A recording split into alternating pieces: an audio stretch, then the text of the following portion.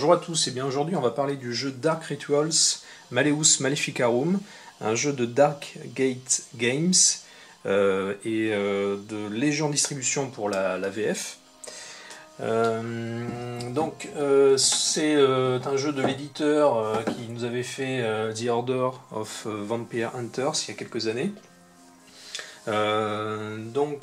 Ici par contre ce n'est pas un jeu coopératif, c'est un jeu compétitif. C'est un joueur, un méchant, un contre tous en fait, un méchant. Donc ici le maître des sorciers contre nos héros. Donc voilà pour le principe global. En guise de conclusion directe, avant de développer, c'est un coup de cœur ce jeu, parce que d'une part la mécanique est très sympa, c'est une version, je trouve des similitudes avec Conan et puis avec certains jeux comme Les Demeures de l'Épouvante V1. À la différence de Conan, par contre ici vous allez avoir une activation alternée des personnages. Vous n'allez pas d'abord jouer tous les héros et ensuite tous les méchants, tous les sbires. Vous allez activer une figurine de héros, puis une figurine gérée par le maître des sorciers, et ce qui va apporter une belle dynamique au jeu. Et on va voir ça plus en détail, mais on va retrouver par rapport à Conan cette gestion de points d'énergie, un point d'énergie qui va vous permettre de faire des actions pour les héros. Points d'énergie qui seront dépensés, qui pourront être aussi bloqués. Donc ça, on retrouve ça aussi, un petit peu ce mécanisme dans Conan. Mécanisme qui est très bien d'ailleurs, qui est très bien vu. Voilà. Et donc, coup de cœur, parce que d'une part également, les figurines sont très chouettes. C'était une belle surprise.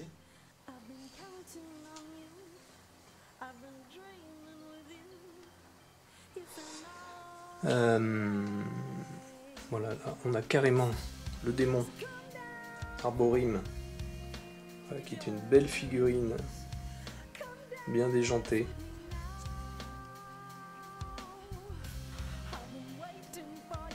Et très détaillée.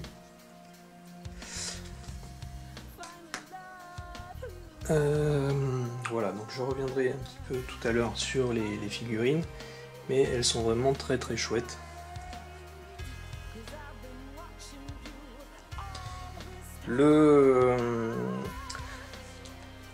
Les illustrations sont très sympas aussi du plateau.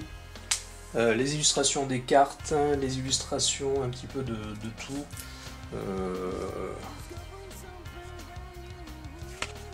Voilà, donc là je vous montre des cartes de créatures qui peuvent être commandées par le maître sorcier. Mais on va voir ça donc plus en détail également. Les règles. Alors le livret de règles est assez joli, et bien illustré, plutôt bien présenté, avec pas mal d'exemples, du texte de fluff.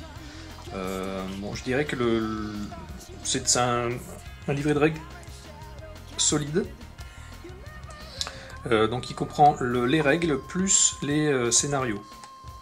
Vous avez à la fin. Et donc on a 1, 2, 3, 4, 5, 6, 7, 8, 9 et 10 scénarios. Voilà, donc livret de règles plutôt bien fait. Il y a quelques petits points de questionnement, mais rien de vraiment bloquant. Je dirais que sur les premières parties, on s'est posé quelques petites questions, notamment sur la réserve des monstres, des sbires. Est-ce que c'est une réserve illimitée ou limitée aux figurines de la boîte, ou est-ce que c'est limité au nombre de scénarios, au nombre de monstres qui sont placés au début de la partie, fixés par le scénario. Bon voilà, des petites questions comme ça, mais qui se résolvent assez rapidement en fait. Il y a déjà une petite fac sur BGG, donc Pas de problème de règles, les règles sont assez simples, les mécanismes sont faits pour que ce soit bien rythmé, et comme je vous le disais, cette activation alternée de figurines permet de garder un bon rythme et permet de garder les deux camps vraiment bien impliqués, hein. On s'ennuie pas en fait, hein, puisque dès que la partie héros aura joué une figurine, eh bien, le maître des sorciers doit se préparer tout de suite à activer une prochaine figurine. Et inversement, une fois que le maître sorcier aura activé sa figurine, il faut que tout de suite que les héros se préparent. Donc pas réellement de temps de mort. Alors donc pour la zone de jeu d'un héros, voilà, vous avez donc la fiche de personnage. Vous avez sa classe, vous avez ses points de vie, ici le poids qu'il peut porter, hein, en carte butin, un objet. Vous avez la liste des actions qu'il peut faire, hein, donc se déplacer, fouiller, se réanimer, déposer et prendre un objet qui est sur le terrain, échanger et aider. Ensuite là vous avez les icônes qui représentent la source d'énergie, hein. Ces points d'énergie sont issus d'une source, donc vous avez des icônes qui représentent la force, l'esprit, enfin je ne me rappelle plus exactement le troisième terme, mais c'est pas très grave. Ensuite vous avez ici les points de caractéristiques de base en début de partie, donc vous avez l'agilité, le combat, la défense et l'alchimie. Au fur et à mesure que le personnage va tuer des monstres ou des sbires, eh bien, il va pouvoir gagner, faire monter ses statistiques de base. Donc, c'est représenté ici par ce petit tableau de bord là avec les cubes. Donc, vous voyez qu'ici en agilité au départ elle était à 2 par exemple, cordée, et là elle en est à 3. En combat elle est restée à 2, en défense elle a réussi à monter à 3, en alchimie elle est rendue à 2. Ensuite elle est équipée d'une arme, donc elle a une arme de base qui lui est affectée, hein, qui lui est destinée. Donc lors de la mise en place, on lui donne la carte d'arme qui lui correspond. Donc, ici c'est une arbalète, voilà, donc avec des caractéristiques pareil, donc, de combat. Donc attaquer avec cette arme, en fait, il faudra qu'elle dépense 2 points d'énergie, ça lui permettra de jeter 2 dés jaunes d'attaque, et de rajouter le résultat à sa valeur de base de combat, qui est de 2. Voilà. Ensuite, donc ça c'est l'attaque combat corps à corps. L'attaque à distance, eh bien, ça lui coûtera 3 points d'énergie. Et cette arme pèse 3 qui va venir s'ajouter aux autres armes. Il ne faudra pas qu'elle dépasse 9 dans le cas de cordée au total. Voilà. Et donc ici, elle a une valeur de défense, puisque lorsqu'elle sera attaquée, elle aura une valeur de défense de base, à laquelle elle pourra ajouter si elle dépense de l'énergie. Donc ce sera une réaction pour le coup. Donc en dépensant 2 points d'énergie en réaction, elle pourra ajouter 3 dés verts et ajouter le résultat à sa valeur de base de défense. Lorsque les personnages vont se déplacer sur le plateau, ils vont pouvoir piocher des butins en fouillant des coffres, comme ceci. Et donc ils pourront piocher des cartes dans un deck. Alors en début de partie, le deck est divisé en 3 en fait, hein, puisque les cartes butins sont divisées en plusieurs niveaux, niveau 2, niveau 3, niveau 4. Et donc là, évidemment, nos personnages sont arrivés, là je vous montre un exemple de partie, mais un des personnages était arrivé en niveau 4 de défense, et par exemple, et donc dans ce cas-là, à chaque fois qu'un personnage monte de niveau, on mélange, par exemple, si un personnage arrive au niveau 3 dans une capacité ou caractéristique, par exemple 3 en défense, et bien on va mélanger le deck numéro 3 dans le deck numéro 2, et on piochera dans ce nouveau deck. Si un personnage arrive à 4 en combat, par exemple, ou n'importe laquelle, on mélangera le deck de butin niveau 4 dans le deck déjà mélangé, des cartes 2 et 3, et ça deviendra la pioche de butin. Donc ces cartes butin, on va pouvoir récupérer des cartes amélioration, ces cartes amélioration qui sont représentées par ce type de cartes. et qu'on va venir placer sous la carte d'armes quand elle peut être équipée. Donc voilà, comme ceci. Donc ça va améliorer l'arme. Donc vous voyez qu'ici, l'arme va gagner, donc ce carré-là veut dire une réaction, va gagner une réaction.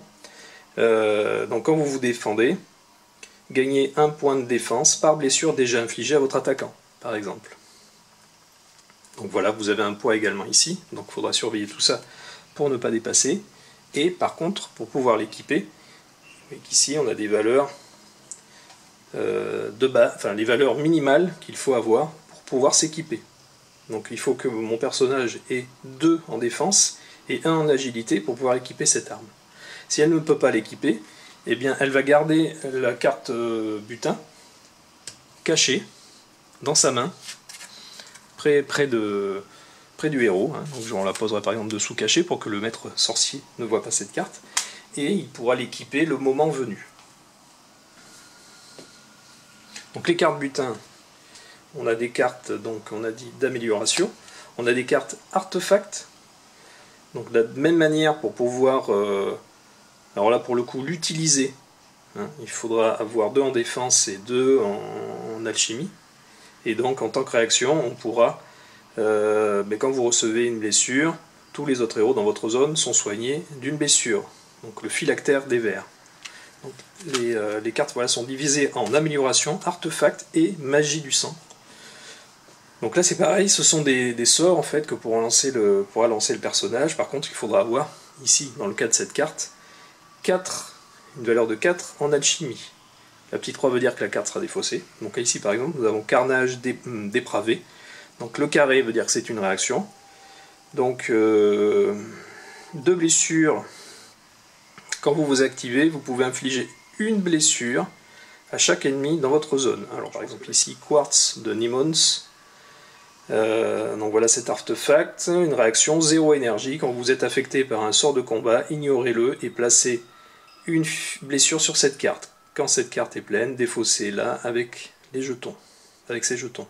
Par contre, pour pouvoir utiliser cet artefact, il faut avoir 4 en défense et 1 en alchimie. Voilà. Donc 3 types de cartes butin.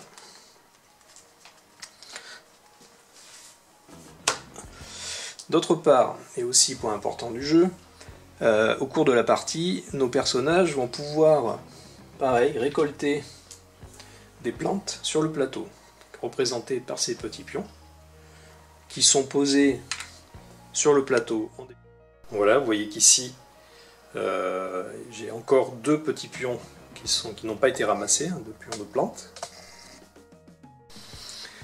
Quand les pions de plantes sont ramassés, eh bien, on les retourne et ils ont une valeur entre, je crois, 1 et 3. Voilà. Donc ça veut dire que vous allez piocher 3 cartes de plantes. Donc on a un deck de plantes. Ouais. On a un deck de plantes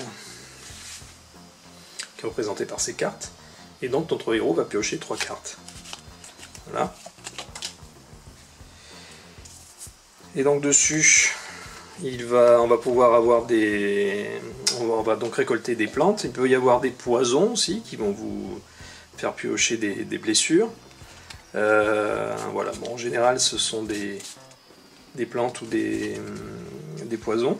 Donc ces cartes plantes, le personnage va donc se les garder cachées, pareil. Il va les mettre à côté du grimoire de sort, je ne me rappelle plus exactement quel est le terme. Oui, donc c'est le livre d'alchimie du héros, donc représenté par cette carte. Chaque héros a un livre d'alchimie différent, donc on retrouve l'icône de classe, voilà, et puis le nom, vous voyez ici, cordé. Et donc vous allez pouvoir déclencher des effets en dépensant donc, des cartes plantes. Donc ici, pour déclencher par exemple cet effet, il faudra dépenser une carte avec ce sigle, et vous aurez une réaction, donc en dépensant une énergie. Par exemple ici, lors d'une attaque à distance, vous gagnez une attaque gratuite contre la même cible. Par contre ici, voilà, vous avez une valeur qui rappelle qu'il vous faut 1 minimum en valeur d'alchimie de base. Donc tout n'est pas déclenchable. Vous voyez qu'ici, là, je peux déclencher ces 3 pour le moment, tant que j'ai pas dépassé le niveau 2 d'alchimie. Cordée est arrivée au niveau 2, donc ici. Donc elle pourra déclencher tous ces effets, plus celui-ci, ici. Mais il en restera encore 2 autres à 3 et un à 4. Donc évidemment, ils sont de plus en plus puissants. Donc des effets qui peuvent être des réactions, mais aussi des actions. Parce que lors de l'activation de votre figurine, vous aurez 2 actions à disposition. Donc dans la liste que je vous ai donnée là, on pourra en faire que 2. Par contre, vous pouvez répéter la même action. Vous pouvez faire 2 déplacements, 2 attaques, 2 fouilles, enfin en général non, puisqu'il n'y aura qu'un seul coffre sur une case, mais voilà, vous avez 2 actions et vous pouvez faire plusieurs fois la même action. Voilà donc pour le personnage. Donc au départ en fait il a ses énergies qui sont ici. Là on voit que Cordée a de l'énergie bloquée parce qu'en effet, j'y reviendrai tout à l'heure, des cartes peste déclenchées par la sorcière sont rentrées en jeu et du coup en général ça permet au sorcier de faire bloquer au héros de l'énergie. Donc là elle a 3 points d'énergie qui sont bloqués. Et donc au début d'un tour, en fait, les points d'énergie sont affectés à la réserve du héros, et donc ces énergies vont vous permettre de payer le coût des actions. Donc pour se déplacer, elle par exemple ici, ça lui coûte un seul point. Et donc on déplacera l'énergie ici dans la zone de l'énergie dépensée, et elle pourra se déplacer d'une zone. Pour faire un combat, eh bien, ici, on regardera le coût de la carte, qui est donc de 2, enfin, ou de 3, pour faire une attaque à distance. Voilà, 3 énergies. Donc elle dépensera 3 énergies pour faire son attaque. Voilà, et puis une fois que... Alors, on peut très bien activer plusieurs fois la même figurine d'affilée, c'est-à-dire je pourrais activer Cordée, ensuite le maître sorcier activera une figurine et on peut très bien réactiver Cordée dans la foulée. Voilà, il n'y a aucune restriction. C'est exactement comme dans Conan, on peut activer très bien, on peut épuiser un héros tout de suite avant de passer au maître héros, ou alors on peut alterner l'activation des héros. Vous faites vraiment ce que vous voulez, ça dépend vraiment de la stratégie que vous mettez en place et de la situation dans laquelle se retrouve le jeu.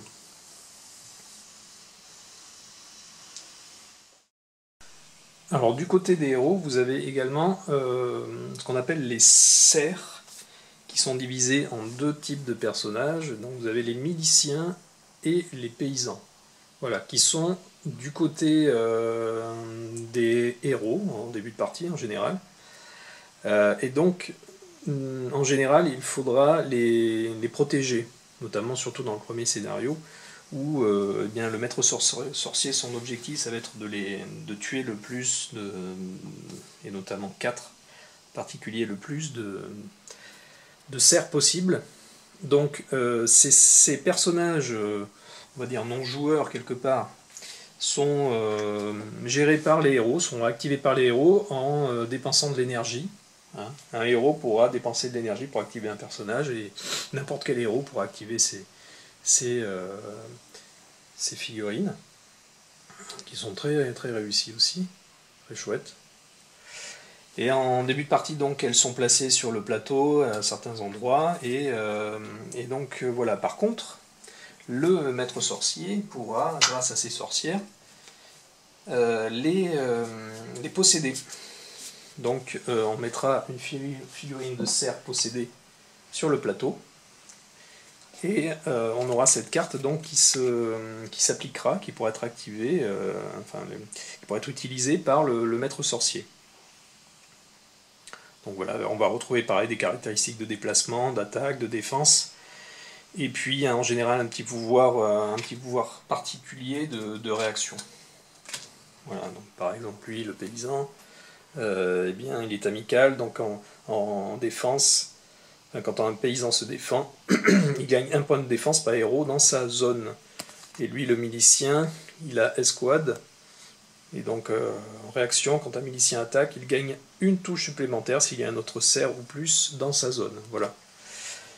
Donc ça fait deux personnages en gros à utiliser aussi pour les héros.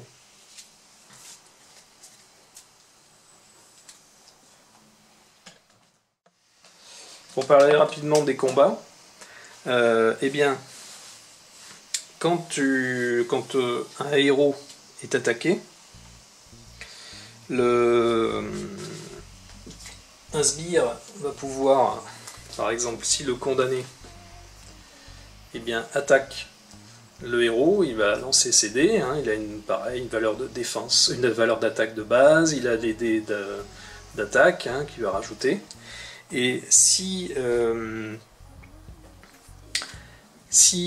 résultat au dé est supérieur à la valeur de défense du héros, on infligera une blessure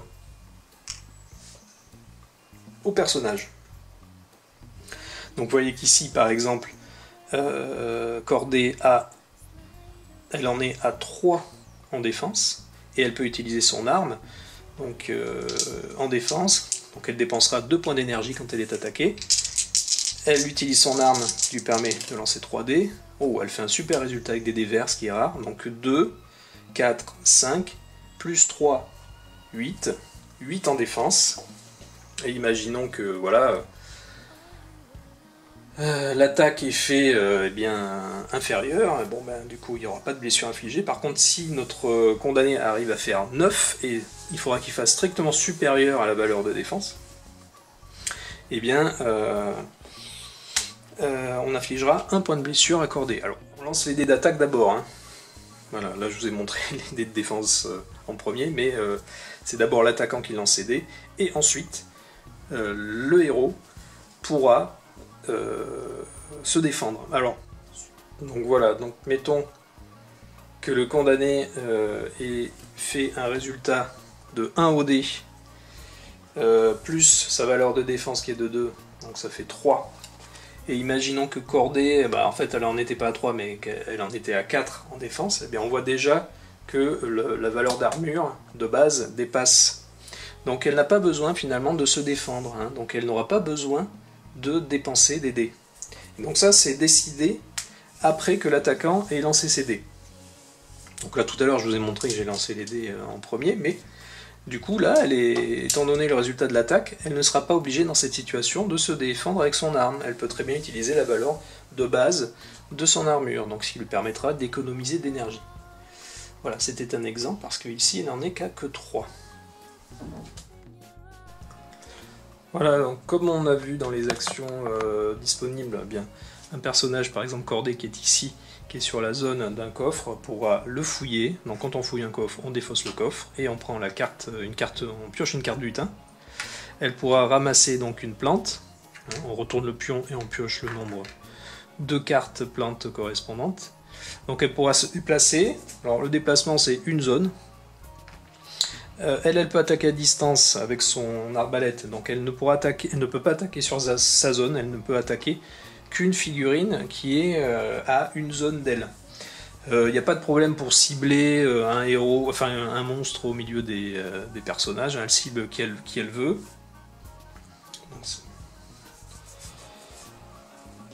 Qu'est-ce qu'il lui reste d'autre? Elle peut se réanimer, oui, parce qu'en effet, si Cordée, elle a 3 points de vie, si malheureusement... Alors normalement on met les points de vie sur la fiche, hein. Mais si elle atteint 3 points de blessure, on couche sa figurine, on défausse toute son énergie, et bien pour se réanimer, il faudra qu'elle dépense la valeur de réanimation qu'elle a sur sa fiche, donc Cordée c'est 5, donc avant de démarrer, il faudra qu'elle dépense 5 points d'énergie pour pouvoir se redémarrer, quoi. Donc ce sera la première action qu'elle pourra faire. Il faudra d'abord qu'elle se réanime, qu'elle dépense 5 points d'énergie, et ensuite elle pourra continuer à s'activer. Donc autant vous dire que quand on dépense 5 points d'énergie tout de suite, il ne reste pas grand chose hein, pour s'activer. Le héros pourra très bien déposer une carte sur sa fiche, hein, sur la zone, je veux dire, donc ça c'est déposer un objet ou ramasser un objet, hein, donc voilà, avec le coup qui lui correspond.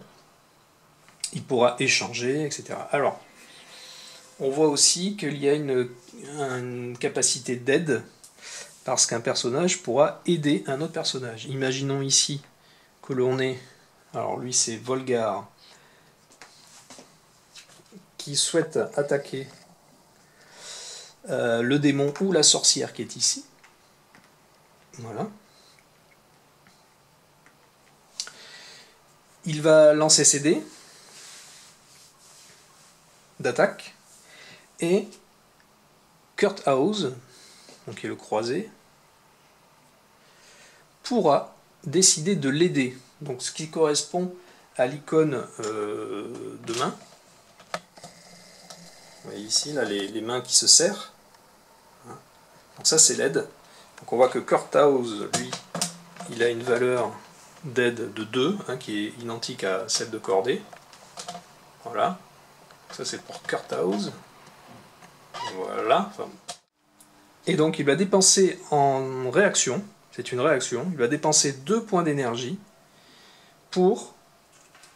il dépensera 2 points d'énergie qu'il mettra dans ses points consommés, pour du coup rajouter une touche à l'attaque de Volgar.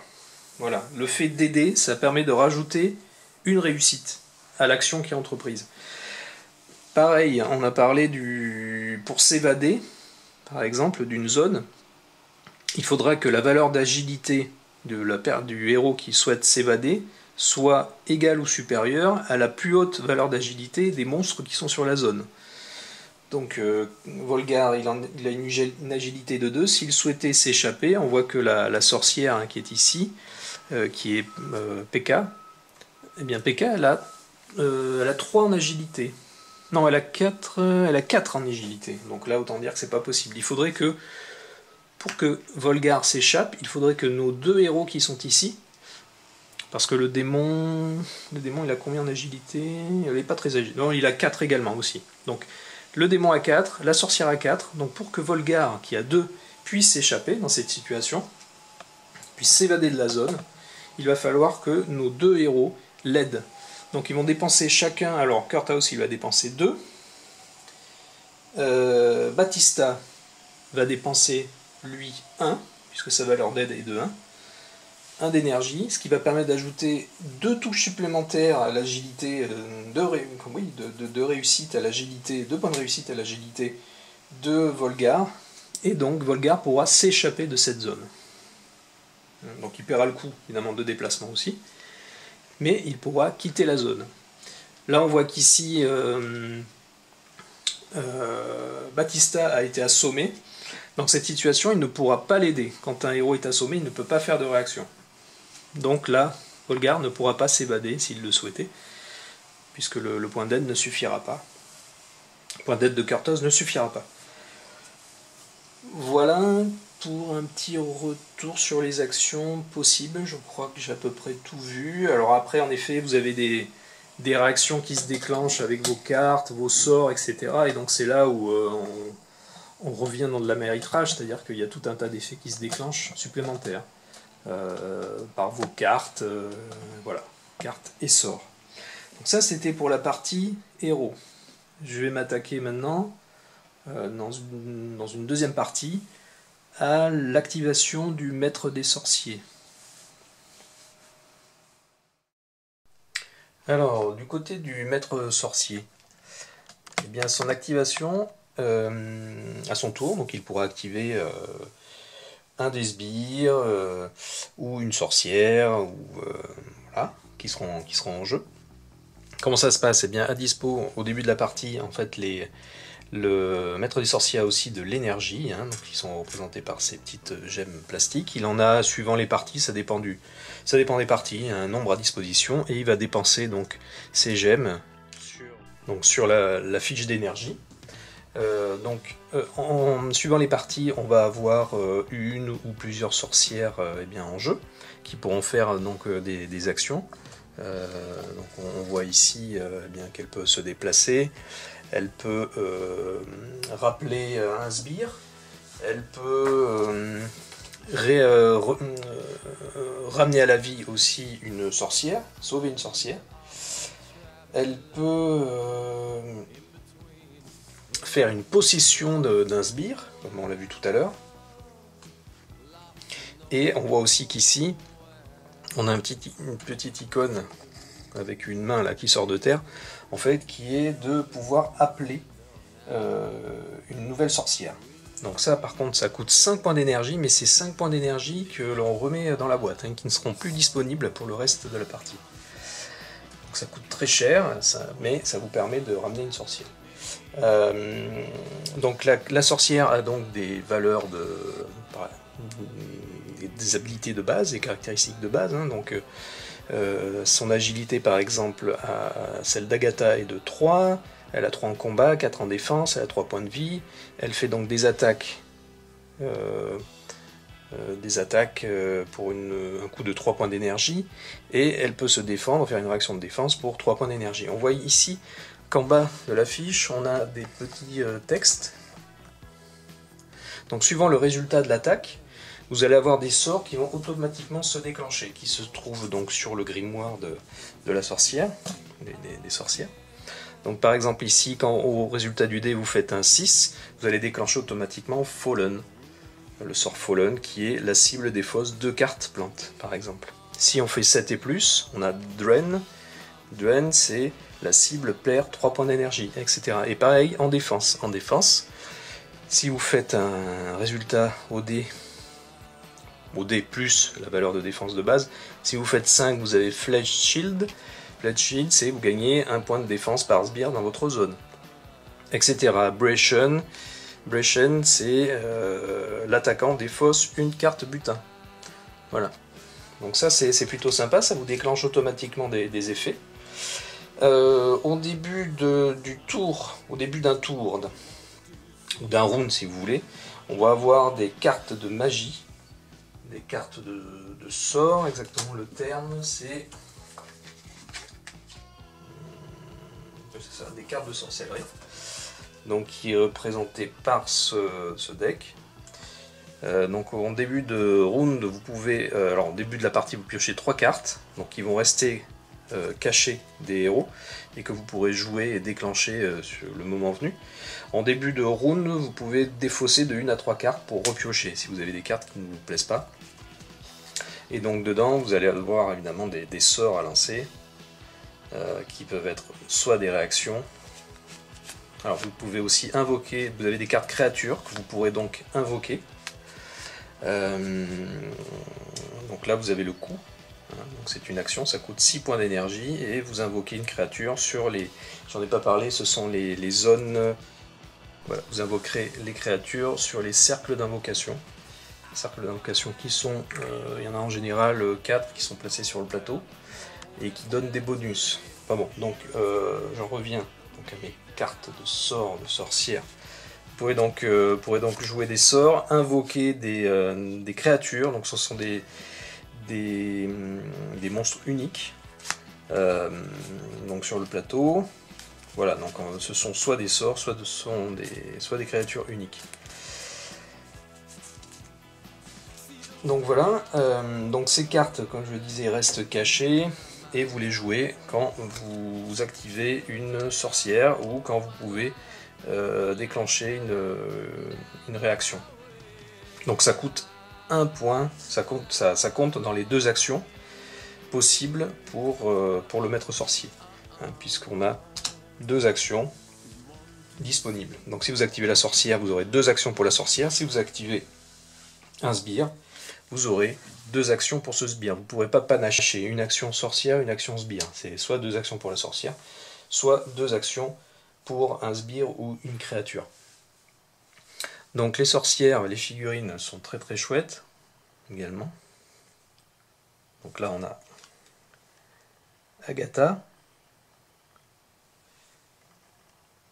Voilà, donc les figurines sont très chouettes des sorcières. Agatha. Voilà. On a Pekka. Pekka, la voici. Elle est où? Pekka.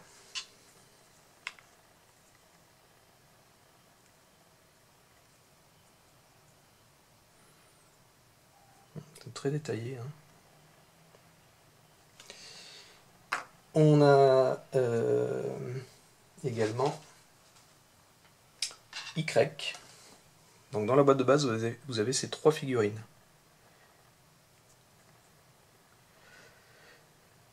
Donc dans une partie où vous avez au départ qu'une seule sorcière, vous pouvez très bien invoquer une nouvelle sorcière.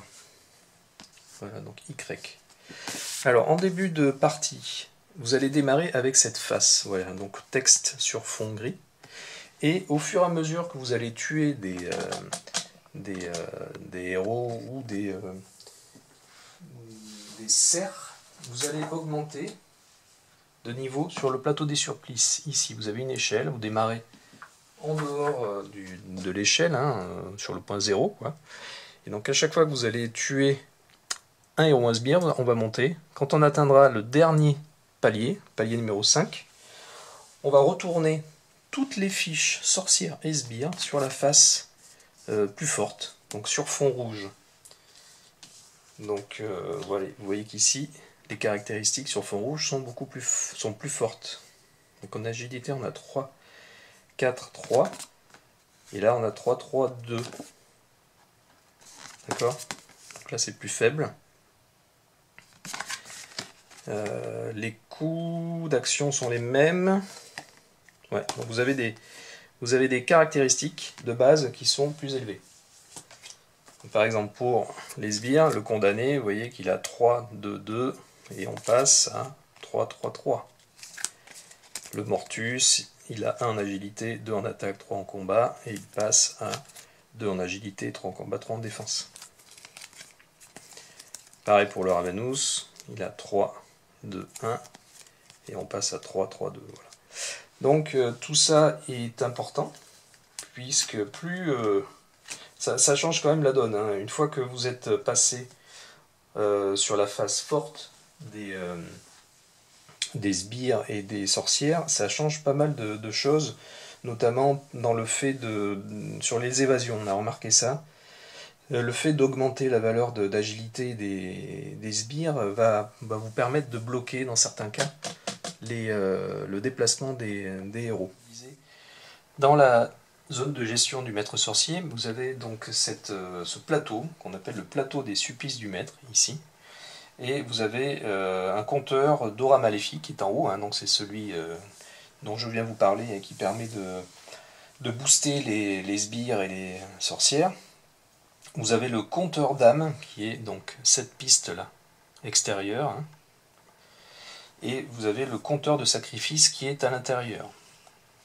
Alors, première chose, le compteur de sacrifice en fait va vous permettre en général de comptabiliser les réussites d'objectifs. Vous aurez des objectifs à remplir, à chaque fois que vous en remplirez un, vous allez poser un pion blessure, et évidemment si vous arrivez à compléter, vous aurez complété bien tous vos objectifs. Ça ne veut pas dire forcément que ça déclenchera la fin de la partie automatiquement, mais ça vous permettra de dire que vous avez rempli des objectifs voilà, qui vous permettent ensuite de valider une fin de partie. Donc ce compteur d'âme, vous allez positionner un point d'âme quand un héros sera éliminé, un cerf possédé ou un effet de jeu qui indique au joueur de prendre un jeton d'âme. Le compteur d'aura maléfique aussi, je ne l'ai pas dit, mais c'est aussi, il avance aussi quand un cerf est possédé. Donc pour revenir à ce compteur d'âme, eh bien vous voyez qu'il y a des pions ici qui sont positionnés. Là ici on est sur le numéro 2 et ici sur le numéro 8. En fait ça c'est indiqué par le scénario. Ce sont les pions de récompense de peste. Donc quand vous allez positionner un pion d'âme sur ce point de récompense de peste, eh bien vous pourrez piocher une peste. Donc dans ce deck, vous pourrez piocher une peste qui va être gardée cachée, et vous pourrez déclencher une peste lors d'une action, en jouant une action de la sorcière. Donc, ici on a peste, la faim vous tiraille et vous empêche de vous concentrer. Donc lors d'une action qui coûte 3 points d'énergie, répandez la peste, et donc on réduit l'énergie de la persistance de 2. Les héros ont sur leur fiche, ont ces icônes qui représentent la source de l'énergie dont il dispose, et donc on réduira cette source, ce qui veut dire que là, si on réduit la persistance de 2, je crois que c'est cette icône, et bien cela veut dire qu'en début de round, on n'aura à disposition que 4 plus 3, 7 points d'énergie. Et donc ces 2 points d'énergie vont être déplacés ici dans cette zone, dans la zone d'énergie bloquée. Donc quand vous allez jouer ces pestes, vous allez attacher une peste à une sorcière, et les héros pourront donc enlever ces pestes par des effets de jeu, peut-être des sorts, mais aussi en détruisant une sorcière. Donc quand une sorcière est détruite, eh bien, on la remplace par un pion qui est sorcière en feu, donc soit le pion dans la boîte de base, soit une figurine qui est dans le Kickstarter. Voilà.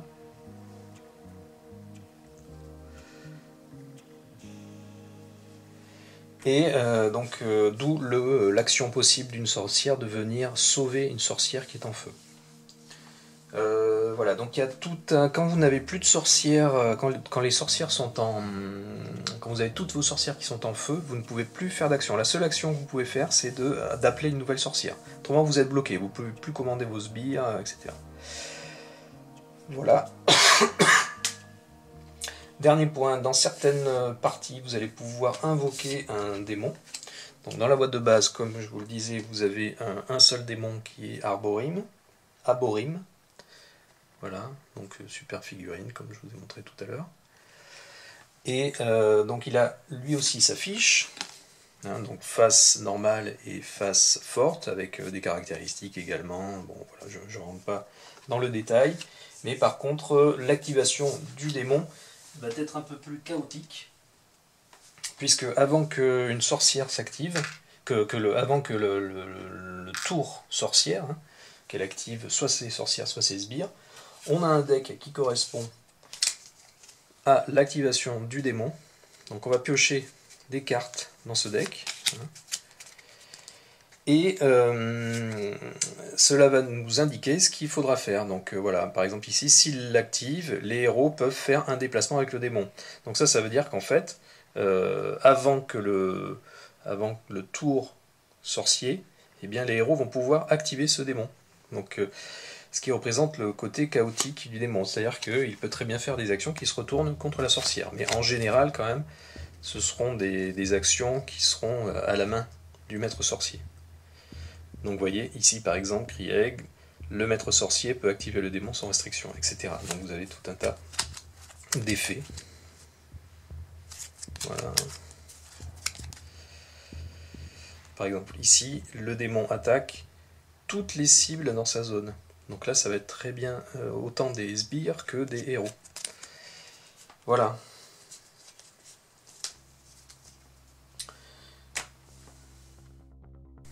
Alors quand vous invoquez des créatures, ils ont aussi des effets très intéressants. Donc je vous les détaille pas ici, ils sont détaillés ici en bas, mais vraiment il y a des choses, il ne faut pas négliger, c'est ce qu'on a vu aussi dans notre partie, l'invocation de créatures, parce qu'ils vont vous donner des effets vraiment pas mal, du genre, par exemple le crâne hurlant. Donc quand les crânes hurlants sont attaqués, ils ignorent complètement les attaques. Hein, vous voyez, les héros dans les zones gagnent l'action suivante pour un point d'énergie défausser. Donc il faudra défausser ces 2 icônes de plantes pour détruire les crânes hurlants. Voilà, donc drain, vous avez tout un tas de choses. Donc ça c'est vraiment intéressant. Les figurines sont réussies également. Voilà, l'épouvantail, la femme pendue. Donc, toujours figurine très chouette. L'épouvantail.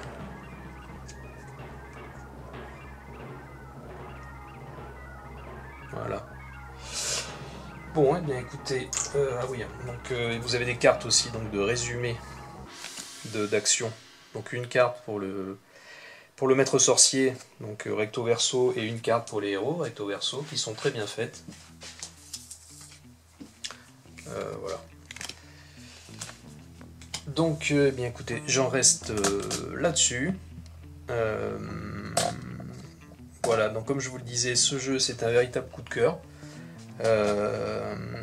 Je ne pense pas pouvoir vous faire une présentation de partie sur ce jeu, mais par contre, une fois que j'aurai potassé les règles solo qui ont été ajoutées donc au Kickstarter, et bien ça sera peut-être l'occasion de revenir sur le jeu avec une partie. Voilà, et bien je vous dis à très bientôt, je vous remercie d'avoir suivi cette vidéo, et je vous dis à bientôt.